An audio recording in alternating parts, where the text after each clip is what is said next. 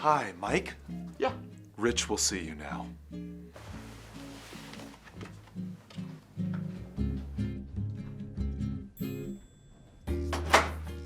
Hi, Mike. Hi, Mr. Hagen. First off, call me Rich. Secondly, congratulations on the birth of your twin daughters. Thank you. Yeah, I saw them on Facebook. They are adorable. What are their names? Annabella and Sophia. Ah, that's wonderful. Okay, let's get down to business. Mike, why are you going to be the Magic the Gathering World Champion? Well, I'm Player of the Year, so I think I've demonstrated play skill at the highest levels. I also... Stop! Player of the Year. You do realize that means literally nothing in this tournament, right? I just mean that I've excelled at the highest levels all year. This is the World Championship. You're going to be playing against the best players in the world every single round. You can't just pad your stats beating PTQ winners from Puntsville, USA. Get out! Next! Jacob, why are you going to win the Magic World Championship? Pretty good at Magic. I won a couple tournaments. I'm gonna leave now. Next! So against Shahar Shenhar, I'm gonna shuffle like, but then I'm gonna switch things up and be like this. What do you think? I can't believe I wrote a book about you. Next! First off, I won Worlds last year, so there's that. No, you didn't. Second, I'm the only player in the tournament that can design cards in the middle of a match. Next! Somewhere over the rainbow, way up high. Next! What are we auditioning for again? Don't we just play in the tournament to see who wins Worlds? Do you know who I am? I'm Richard Bloody Hagen! That doesn't answer my question. And you haven't answered mine! What's the question again? Get out! Unbelievable.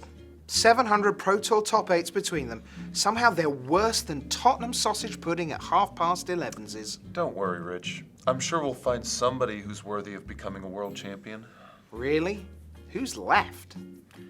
Well, we've only seen 6 players out of an elite field of 24. For instance, I think Sam Black, Paul Rietzel, Seth Manfield, and Owen Turtenwald are all great players who have a chance to make the top 4, if not win the whole thing. Nate, you know I love you, but that is literally the stupidest prediction I've ever heard.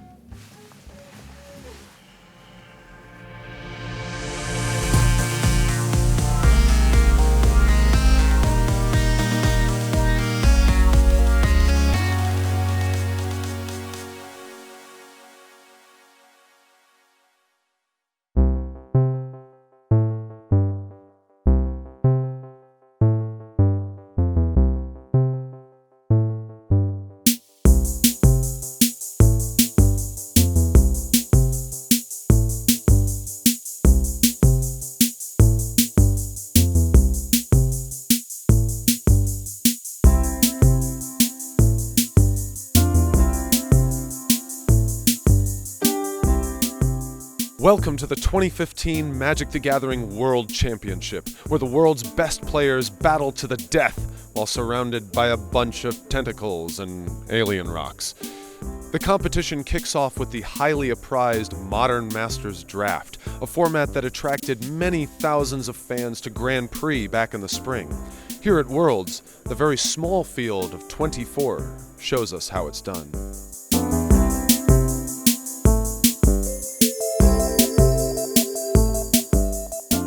I'm here with the Player of the Year, Mike Sigrist. So, Mike, we just finished the Modern Masters portion of Worlds. So tell me, what did you draft and how did your deck do? I drafted Affinity and my deck played out well, but Yu is too strong of a player. My record was 2-1. I drafted a blue-black-red control deck, and my draft started with a first pick, first pack Shadow Mage Infiltrator in honor of John Finkel. I drafted Black-White Spirits. My deck was very good. I think I was the only Black-White Spirits player on the table. I have 4 Thief of Hope, 4 Nameless Inversion, Ghost Counter. So I was pretty happy with it. I went 2-1. I lost to Sean McLaren, who had also a very good black, green, white tokens deck with 2 overwhelming Stampede. So I can't be super upset that I lost, but yeah, it went well. I drafted a black, green, white tokens deck with 2 overwhelming Stampedes, and it went really well. That card's good. I cast it a lot, and it won me the game on the spot every time I cast it. Would you say you overwhelmingly stampeded your opponents? No. Which was the best card in your deck that performed well in this draft? I think it's Burst Lightning. You had 3 of them? Yeah, I have 3 of them. Yeah, and I did pass a Tamagotchi in the drop.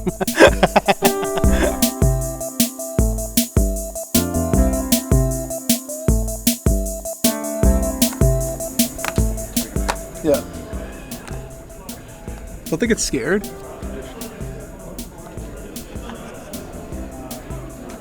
Is it cleaning itself?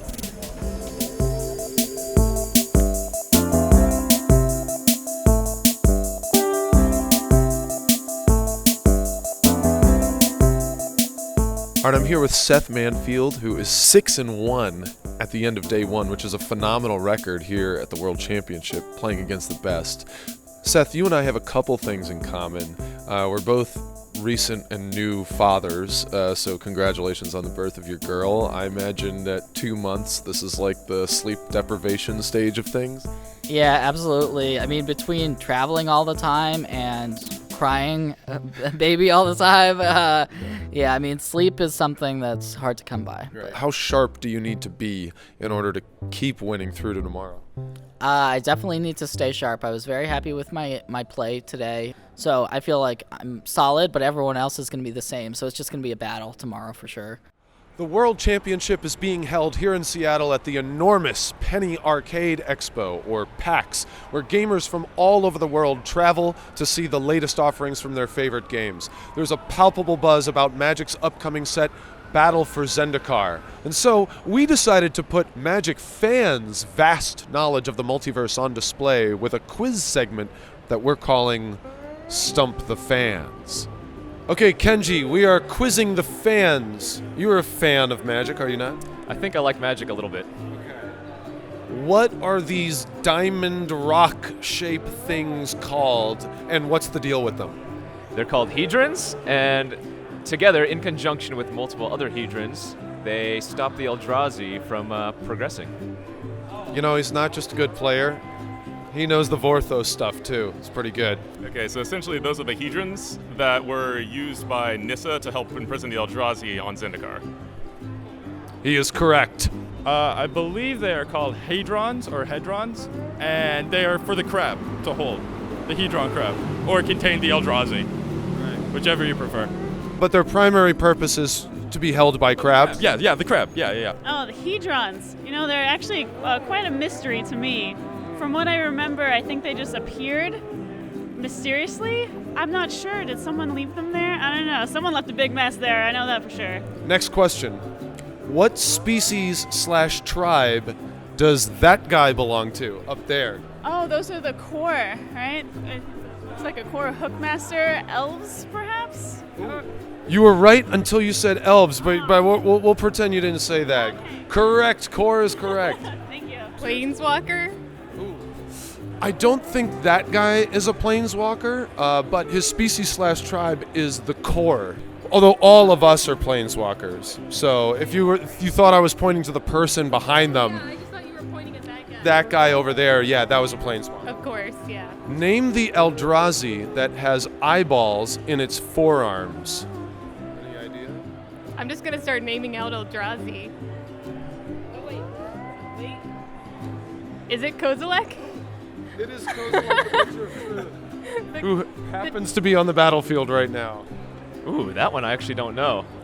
In its forearms, I'm gonna guess Kozilek. Correct. Good guess. Name the Eldrazi that has eyeballs in its forearms. Oh God. I believe it's Kozilek, but I'm not sure. People are really good at guessing Kozilek. You are correct, it is Kozilek. Pronounce this player's full name. Hal Paolo Vito Damo da Rosa. Ooh, you even put a little trill on the R. I think Paolo would respect that. Getting fancy. It's a fancy name. Pronounce this player's full name. Paolo Vitor Damo da Rosa. I think you said it in a better accent than I could. I say Paolo Vitor Damo da Rosa, but you kind of gave it the Latin flavor. Luis Scott Vargas, I have a question for you. Pronounce this player's full name. Pablo Doritos. That is correct. With the battles of Day 1 in the books, the Washington Convention Center would erupt on Friday and Saturday with festivities that went well beyond the spectacle of worlds. I would love to hear out of you guys a good old-fashioned Zendikari war cry. I want you to let those Eldrazi know that you are coming for them.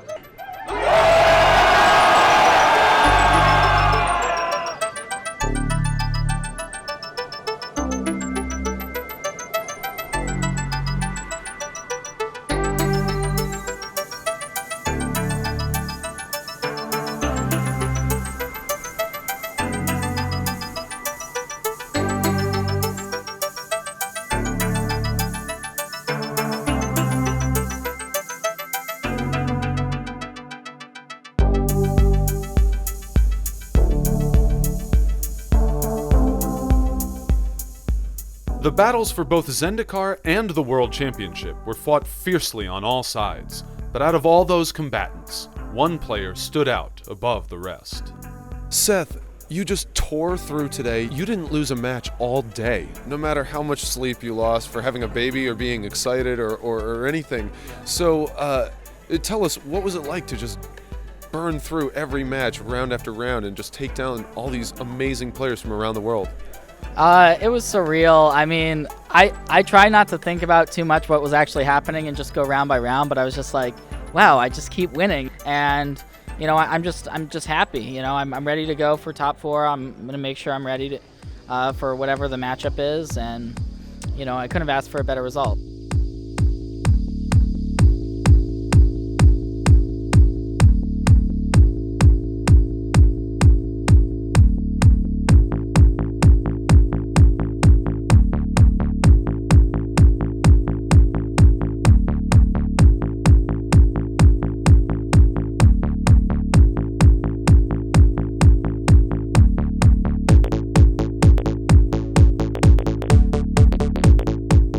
The story of the top 4 of the World Championship is about the most dominant player of the weekend, and one of the most consistently dominant players on the Pro Tour for the last several years. Anyone following tournament magic knows the name Owen Turtenwald. The amplitude of his larger-than-life personality is matched only by his outsized resume of tournament results. He's won back-to-back Grand Prix, top-8 Pro Tours, held the #1 ranking in the top 25 for months on end, and broke the record for Grand Prix top 8s in a year when he won Player of the Year in 2011. Admitting to feeling the pressure at Worlds, Owen prepared for the tournament more than ever before, feeling confident he could win it all. On this Sunday in Seattle, he'd start by sitting across from Hall of Famer Paul Rietzel. After fighting long battles of attrition in games 1 through 3, Owen found himself up a game and looking to advance to the finals. And while Paul had won a Pro Tour in the past playing with cats, his team of Fleecemane Lions and a Johnny, mentor of heroes, couldn't stand up to Owen's tag team of Nissa, Vastwood Seer, and Elspeth, Sun's champion.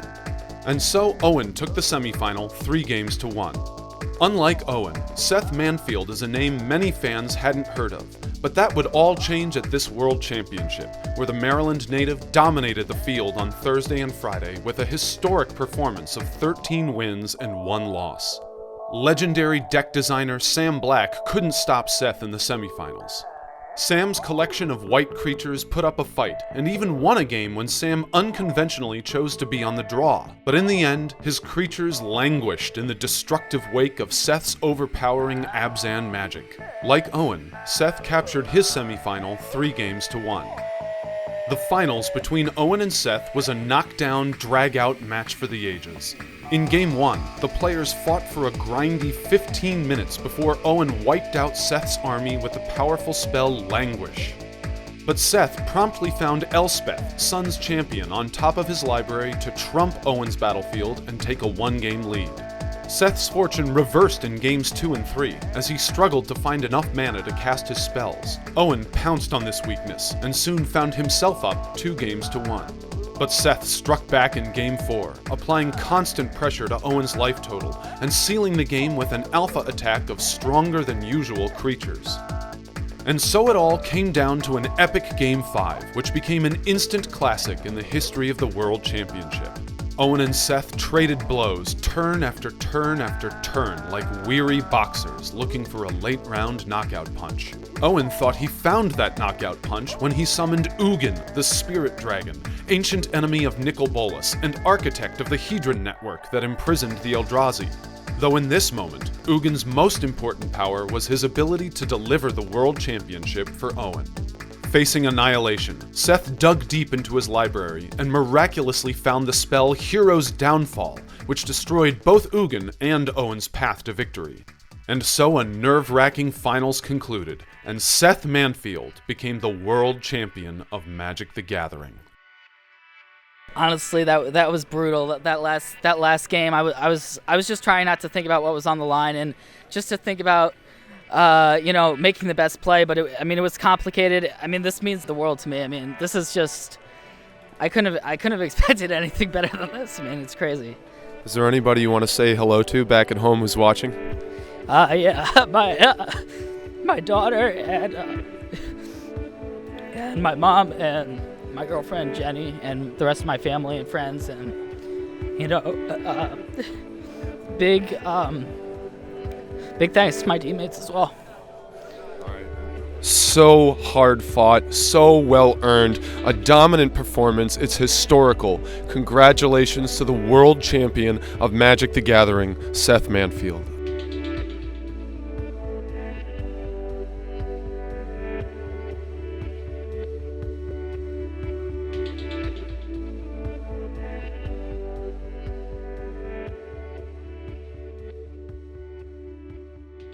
Who do these pro players think they are? How many of them can say they were co-leader of Pro Tour London in 1999? How many of them earned $100 at Pro Tour Philadelphia in 2005? How many of them were the second highest place finisher with no buys at Grand Prix Toronto 2010? I'll tell you who, Nate. None of them. That's who. Oh, Eric, tell me about your deck. Oh, Mike, you're so good at Limited. Oh, Paolo, what does it feel like to be one of the best players in the world? It makes me sick. All I ever wanted, ever, was for someone to tell me that I'm good at Magic. It's just not fair. Yeah. The sun will come out and then leave it dangling from Does that make sense? Yeah. Yeah. Right? Oh, right. So the sun will come out. Okay. There you go. Yeah. The sun will come out. Like that? Yeah, That's what we want? All right. Action. The sun will come out. Tomorrow. Action. The sun will come out. Tomorrow. I'll go do it again. Action. The sun will come out. Tomorrow. Cool. I think we're good. I think we're good.